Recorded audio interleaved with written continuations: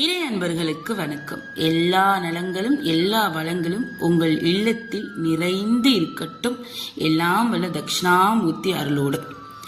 இன்றைய நாள் 15/5/2025 வைகாசி மாதம் 1ஆம் நாள் வியாழக்கிழமை. வியாழக்கிழமையில நம்ம வணங்கப்பட வேண்டிய தெய்வம் அப்படின்னு பார்த்தோம்னா தட்சிணாமூர்த்தி அவர்கள்.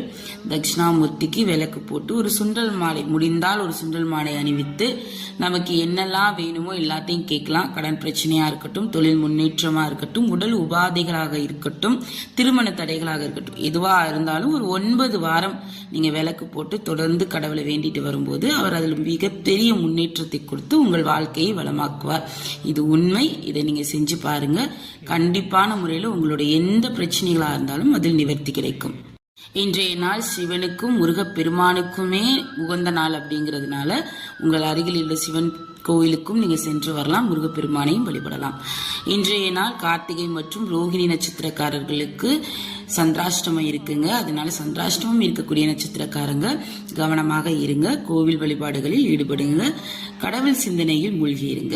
அப்படி இருக்கும்போது தானாக உங்களோட மனக்கலக்கம், தயக்கம் எல்லாமே மாறி இந்த நாள் இனிமையான நாளா உங்களுக்கு மாறும். தட்சிணாமூர்த்திக்கு சுண்டல் மாலை அணிவித்து விளக்கி ஏற்றி உங்கள் மனக்குறைகளை அவருடன் இன்றைக்கு பகிர்ந்துக்கிறத மறந்துடாதீங்க. ஏன்னா குரு பயிற்சி நேற்று ஆரம்பிச்சிருக்கு. நேற்றுல இருந்து பூஜைகள், வழிபாடுகள் தட்சிணாமூர்த்திக்கு ரொம்பவே அருமையா இருக்கு. இன்னைக்கு நீங்க போய் வேண்டும் போது உங்களுக்கு கண்டிப்பா நீங்க நினைத்த காரியத்தில் வெற்றி அடையலாம்.